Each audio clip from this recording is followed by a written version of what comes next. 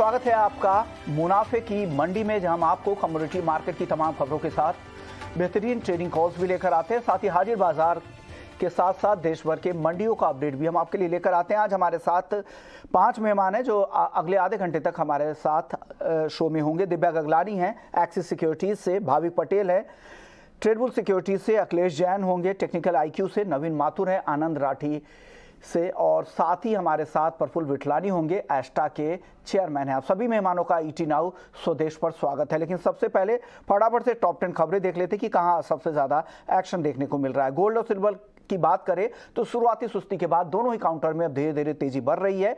चांदी अब 75,000 के करीब पहुंच चुकी है और गोल्ड भी 60,300 रुपए के ऊपर है।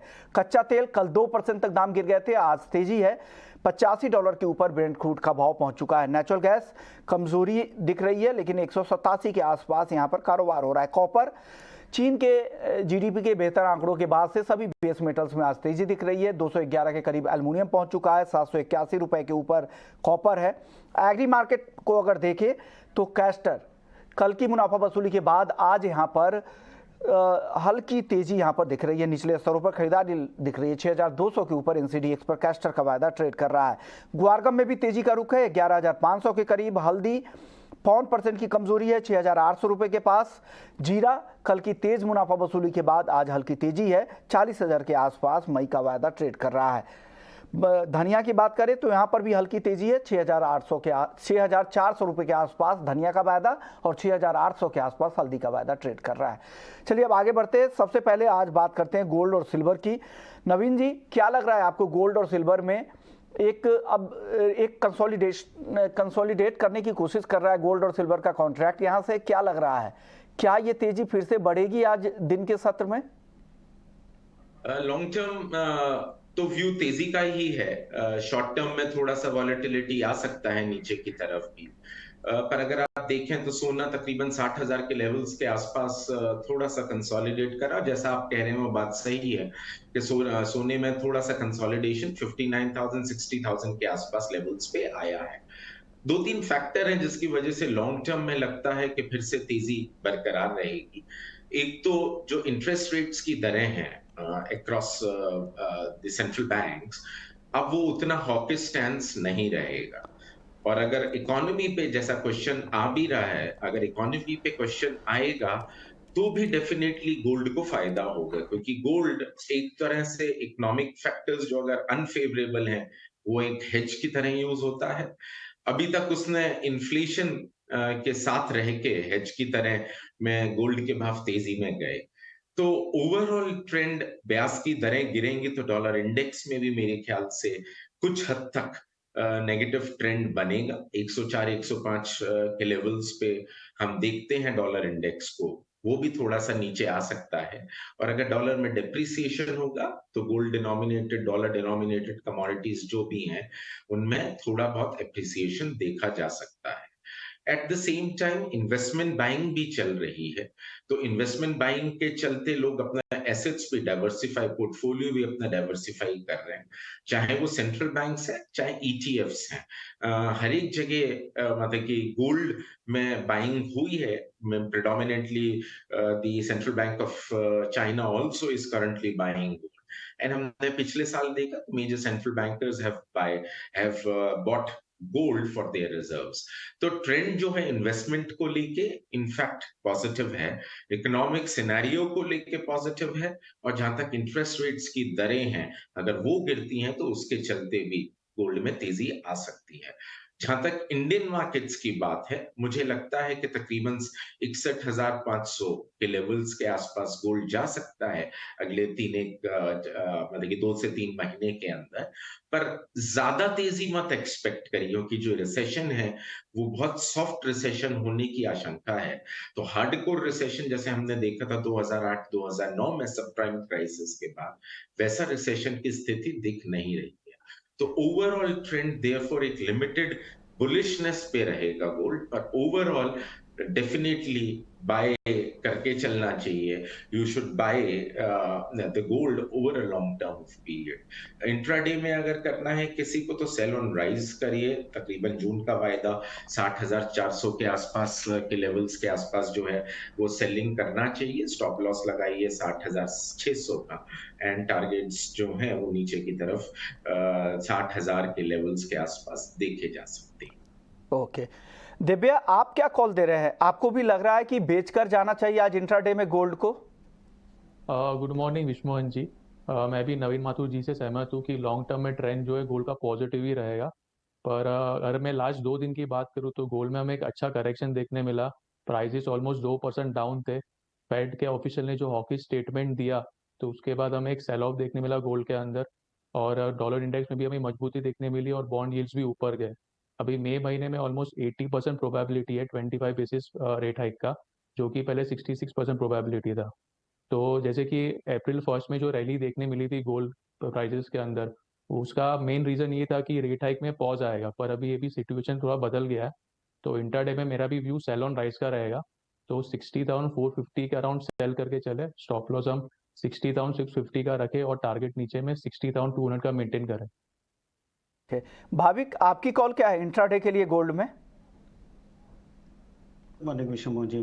देखिए यहाँ पे इन लोगों ने सेलिंग का रिकमेंड किया। आई थिंक मेरा बाइंग का होगा, बट मुझे भी लग रहा है कि एटलीस्ट शॉर्ट टर्म में तो साइडवेज ही रहेगा। मुझे एक्सपेक्ट नहीं लग रहा है कि शॉर्ट टर्म में हमें एटलीस्ट नया अप्रैल गोल्ड का हाई देखने को मिलेगा एटलीस्ट एमसीएक्स में, बिकॉज अभी कोई नया ट्रिगर नहीं है। तो पॉजिटिव थिंग है कि जो भी गोल्ड में करेक्शन आई है वो बहुत शैलो आई है। जैसे मंडे भी फ्राइडे को हमने देखा था कंज्यूमर सेंटिमेंट जो एक्सपेक्टेड से ज़्यादा है। एक्सपेक्टेशन है कि इन्फ्लेशन बढ़ेगा, तो भी 1980 का सपोर्ट जो है वो बरकरार रहा। तो आई थिंक आज के दिन जून में अगर डिप आती है अराउंड 60,000 तो बाय कर सकते हैं 60,450 के टारगेट के लिए, और स्टॉप लॉस रख सकते हैं 59,800 का, क्योंकि एमसेक्स में 2 बार 59,800 के से ही हमने देखा कि गोल्ड में एक रिकवरी आई है। जब तक 59,800 ब्रीच नहीं करता है तब तक एटलीस्ट शॉर्ट टर्म में पॉजिटिव ही है। अखिलेश जी आप क्या सेंस कर रहे हैं? आपको क्या लग रहा है गोल्ड और सिल्वर में क्या करना चाहिए? भाभी को लगता है कि नीचे के लेवल पे बाई करें क्योंकि ट्रेंड पॉजिटिव है। हालांकि दो एक्सपर्ट्स हमारे हैं जिनको लगता है कि ऊपर में सेल करें। हालांकि ये इंट्राडे के लिए कॉल है, लॉन्ग टर्म जितने भी एक्सपर्ट्स हैं उनको यही लगता है कि तेजी का रुख कायम रहेगा। आप क्या सलाह दे रहे हैं ट्रेडर्स को? नमस्कार विश्वमोहन जी। अ, अगर हम एफओएमसी मीटिंग्स के जो स्टेटमेंट्स थे उनको ढंग से पढ़ें तो उन स्टेटमेंट में साफ ये कंसर्न दिखाया गया है कि जो यूएस है वो इन्फ्लेशन को लेकर काफी ज्यादा कंसर्न है। और और उनका जो टारगेट इन्फ्लेशन लेवल है वो एवरेज पे अप्रोक्सीमेट एवरेज जो इनका इन्फ्लेशन चलता है 3.25 के आसपास, और इवन वो 2% भी इन्फ्लेशन को लेना चाहते हैं। तो कहीं ना कहीं ये तो श्योर करते हैं फेड की तरफ से कि जो इंटरेस्ट रेट्स है वो उसमें कोई भी अभी रियायत नहीं देंगे और इसको टाइटनिंग ही करेंगे। तो मुझे लगता है कि यस, गोल्ड और सिल्वर में शॉर्ट टर्म के लिए अभी प्रेशर काफी हमको देखने को मिल सकता है। गोल्ड में मैं अभी आइडियल हूँ, गोल्ड में मेरा अभी कोई रिकमेंडेशन नहीं होगा। कॉमेक्स के भाव अगर 1900 मुझे लगता है 1970 से लेकर 2020 के रेंज में अभी रहने चाहिए कुछ टाइम के लिए। अगर किसी को ट्रेड लेना है तो कॉमेक्स रेफरेंस से 2015 के आसपास वो शॉर्ट करे और 2020 के ऊपर का स्टॉप लॉस लगे। मुझे लगता है शॉर्ट टर्म में ये भाव 1970-75 के आसपास आने चाहिए। कच्चे तेल की बात और करते सिल्वर की अगर बात करें तो यहाँ पे एक सेलिंग का ट्रेड ले सकते हैं, केवल और केवल 74,775 के नीचे सेल करें आप। इसका स्टॉप लॉस 75,150 का मेंटेन रखें और टारगेट 73,700 से लेकर 400 तक मुझे लगता है शॉर्ट टर्म में ये अगर इंट्राडे आज ट्रेड मिलता है तो डेफिनेटली शॉर्ट करना चाहिए 74,775 के नीचे। ओके, यानी सेल करना चाहिए इंट्राडे के लिए चांदी को। क्रूड की बात कर लेते हैं। क्रूड में कल 2% तक की गिरावट दिखी थी, आज हालांकि हल्की तेजी दिख रही है। नवीन जी क्या लग रहा है कच्चे तेल में यहाँ से किस तरह की चाल रहेगी आगे? लॉन्ग टर्म तो डेफिनेटली पॉजिटिव है क्रूड में भी, क्योंकि जो प्रोडक्शन कट्स हैं वो डेफिनेटली इम्पैक्ट कर रहे हैं। और उन्होंने हमने देखा भी एक जो क्रूड का भाव है तकरीबन $70-75 के आसपास था, जो कि अब बढ़ के तकरीबन $82 और $83 के आसपास चल रहा है। इवन एमसीएक्स में भी जो भाव है वो भी तकरीबन अगर आप देखें क्रूड का वायदा 6,650 के आसपास का भाव चल रहा है। ओवरऑल ट्रेंड पॉजिटिव है विश्वमोहन जी। मतलब लेकिन ज्यादा तेजी नहीं होगी। प्रोडक्शन कट और इकोनॉमी पे जो क्वेश्चंस हैं वो बरकरार रहेंगे। इसलिए जो टसल है क्रूड के प्राइसेस में ऊपर जाने की और नीचे आने की, वो एक तरह से बैलेंस्ड आउट हो जाएगी। अगर इकोनॉमी सॉफ्ट लैंडिंग होता है रिसेशन को लेके, तब भी थोड़ा हद तक डिमांड पे फर्क आ सकता है। ऑल्दो जो ओपेक के नंबर्स हैं वो यही दर्शा रहा है कि जो डिमांड है वो इस साल और अगले साल अच्छी रहेगी पिछले साल से। तो इस वजह से जो ट्रेंड है वो एक मैं समझूंगा न्यूट्रल के दायरे में रहेगा। इंटरनेशनल मार्केट्स तकरीबन $75 से 85 टू $90 मैक्स के आसपास ट्रेड करेंगे। और जहां तक इंडियन मार्केट्स की बात है, मुझे लगता है कि एक बहुत स्ट्रॉन्ग सपोर्ट लेवल है 6520 का, और अगर वो टूटता है तो 6344 का एमसीएक्स पे भाव रहेगा, और ऊपर की तरफ जो रेजिस्टेंस है वो तकरीबन 6740 के आसपास बरकरार रहेगा। अप्रैल वायदा को बाय करा जा सकता है नीचे के लेवल पे, विश्वमोहन जी डिप्स पे बाय करिए, तकरीबन 6610 के लेवल पे बाय करिए। स्टॉप लॉस जरूर लगाइए क्योंकि वॉलेटिलिटी है, और वैसे भी डेरिवेटिव मार्केट्स हैं तो स्टॉप लॉस जरूर लगाइए 6510 का, और टारगेट ऊपर की तरफ जो है वो 6810 तक के देखे जा सकते हैं। ओके, यानी 6810 के टारगेट के लिए आप यहाँ पर कच्चे तेल में खरीदारी की सलाह नवीन जी की तरफ से आ रही है। भाविक, आप क्या सलाह देंगे? आपकी ट्रेडिंग कॉल क्या कह रही है? क्या किस तरफ की ट्रेड करना चाहिए आज कच्चे तेल में? विश्व में जो मैंने लास्ट वीक भी कहा था कि 6500 का जो एक सपोर्ट है वो बहुत स्ट्रांग है और उसके नीचे जा नहीं रहा। हालांकि अभी मुझे लग रहा है कि थोड़ा बहुत टॉप आउट जरूर से हो गया है, क्योंकि अगर हम देखें तो 6800 से नीचे 6650 तक भी चला गया है। तो आई थिंक अभी मेरा कोई ट्रेड का व्यू नहीं है, बट हाँ 6500 के नीचे अगर जाता है तो डेफिनेटली मैं शॉर्ट के रिकमेंडेशन करूंगा 6610 के स्टॉप लॉस से, और टारगेट रहेगा 6350 का। बट जब तक 6500 ब्रेक नहीं करता है तब तक मैं अवॉइड ही करूंगा शॉर्ट करने की। और अगर किसी की पोजीशन लॉन्ग में है तो वही 6500 के स्टॉप लॉस से बने रहिए। 6500 के नीचे ही मुझे लग रहा है कि कच्चे तेल में गिरावट आ सकती है। दिव्या, ऑप्शन में कोई ट्रेड है क्या, क्रूड ऑप्शन में? क्रूड ऑयल की मैं बात करूँ तो कल हमें एक अच्छा करेक्शन देखने मिला था। रेट हाइक के कंसर्न के वजह से इकोनॉमिक स्लोडाउन का एक कंसर्न है, इसके लिए प्राइसेस जो है दबाव में थे, पर प्राइसेस के लिए एक पॉजिटिव फैक्टर्स भी है, जैसे कि ओपेक ने जो कट किया था आउटपुट का, और साथ में आज डेटा आया वो भी काफ़ी अच्छा आया, 4.5% आया, एक्सपेक्टेशन 4% का था। तो जो दो फैक्टर्स है वो प्राइसेस को लोअर लेवल पे सपोर्ट करेगा। तो विक्रम इंट्राडे में धवन मैं जी बाय का करना मैसेज चाहूँगा। आया। ऑप्शन है वो 220 के अराउंड बाय करे, स्टॉप लॉस हम 190 का रखे, और टारगेट हम ऊपर में 260 का मेंटेन करें। 100 के स्ट्राइक की कॉल ऑप्शन खरीदने की सलाह है 220 रुपए में, 260 तक का टारगेट उसमें उम्मीद करके चल सकते हैं। बेस मेटल्स की बात कर लेते हैं, क्योंकि चाइना के जिस तरह के Q1 के जो जीडीपी नंबर आए हैं वो काफ़ी अच्छे रहे, अनुमान से बेहतर रहे, जैसा दिव्या कह भी रहे थे। नवीन जी, क्या लग रहा है बेस मेटल्स में ये तेजी बढ़ने वाली है? अगर तेजी बढ़ने वाली है तो कोई टॉपिक आज के लिए? आई थिंक कॉपर में मैं सेल की रिकमेंडेशन दूंगा सारे आज बेस मेटल के अंदर इंट्राडे अगर देखें तो। सो कॉपर भी सेल ऑन राइज रहेगा, जिंक का वायदा जो है वो भी सेल ऑन राइज रहेगा, एल्यूमिनियम भी एंड लेड भी। पिछली बारी भी मैंने कॉपर का ही कॉल दिया था, वो जो ठीक था, पर लेकिन आज की डेट में कॉपर के कॉल होने के बावजूद भी मैं, हो सकता है कॉपर की कॉल तो आप भी देख ही रहे हैं स्क्रीन पे, पर मैं लेड पे कॉल दूंगा। अप्रैल वायदा को सेल करा जा सकता है तकरीबन 100 मतलब कि 18250 के आसपास, 183 के आसपास का स्टॉप लॉस लगाइए, और नीचे की तरफ 180 के आसपास के भाव देखे जा सकते हैं। Base metals again sell on rise even if it is zinc और एल्यूमिनियम और कॉपर। ओके, यानी सेल ऑन राइज की स्ट्रेटजी के साथ इन 3 टॉपिक है नवीन जी की। शुक्रिया नवीन जी, आपने वक्त निकाला हमारे लिए। लेकिन बाकी मेहमान हमारे साथ बने हुए हैं, और साथ ही एक और मेहमान जुड़ गए हैं, प्रफुल्ल विठलानी साहब, एस्ट्रा के चेयरमैन हैं। प्रफुल्ल जी, क्या लग रहा है, चीनी प्राइसेस को लेकर लगातार दाम बढ़ रहे हैं, इंटरनेशनल के साथ साथ घरेलू बाजार में भी अब दाम धीरे धीरे बढ़ने शुरू हो गए। क्या लग रहा है घरेलू बाजार को लेकर, क्या आउटलुक है यहाँ से, और कितनी तेजी की संभावना घरेलू बाजार में आपको दिख रही है? घरेलू बाजार में आज की तारीख में भी ये बिलो कॉस्ट ऑफ प्रोडक्शन है, और वर्ल्ड में सबसे लोएस्ट भाव में चीनी बिक रही है आज की तारीख में। ऐसा है कि साइक्लिकल कोमोडिटी के अंदर अगर हिंदुस्तान में वो cyclical commodity below cost of production बिकेगी, और जब एक साल रहता है कि जब उसको एक अच्छा प्राइस मिलने की उम्मीद रहती है, अगर वो प्राइस नहीं मिलेगी तो उसकी असर वहां पे होती है कि गन्ना कम होगा, गन्ना कम होने से इथेनॉल के लिए देवे या शुगर के लिए देवे, ये सब प्रॉब्लम्स आगे जाके खड़े रह सकते हैं। पहले तो हमें लोगों को एजुकेट करना चाहते हैं कि शुगर आज की तारीख में भी below cost of production industry बेच रही है। अब जहां तक दाम जो है वो 10% बिलो कॉस्ट ऑफ प्रोडक्शन अक्टूबर से लेके मार्च तक 6 महीने बिकी गई थी। अभी थोड़े प्राइस ऊपर आए हैं, वो अभी भी वो कॉस्ट ऑफ प्रोडक्शन पे नहीं है इंडिया में। ओके। और आज की तारीख में अगर मैं वर्ल्ड की एवरेज प्राइस ले लेता हूँ तो हमारे प्राइस से वो 40% ऊपर है। बिल्कुल। और हिंदुस्तान में शुगर केन का प्राइस भी जो फार्मर्स को दिए जाते हैं वो वर्ल्ड से 40% ऊपर है, यानी रॉ मटेरियल की कॉस्ट ऊपर और फिनिश प्रोडक्ट की डिस्काउंट पे। तो ये एक इंडस्ट्री ऐसी है जो आज की तारीख में भी, जैसे बिग बाजार या हम लोग कोई मॉल में जाते हैं तो आप 500 रुपए की खरीदी कीजिए, 2 किलो चीनी फ्री।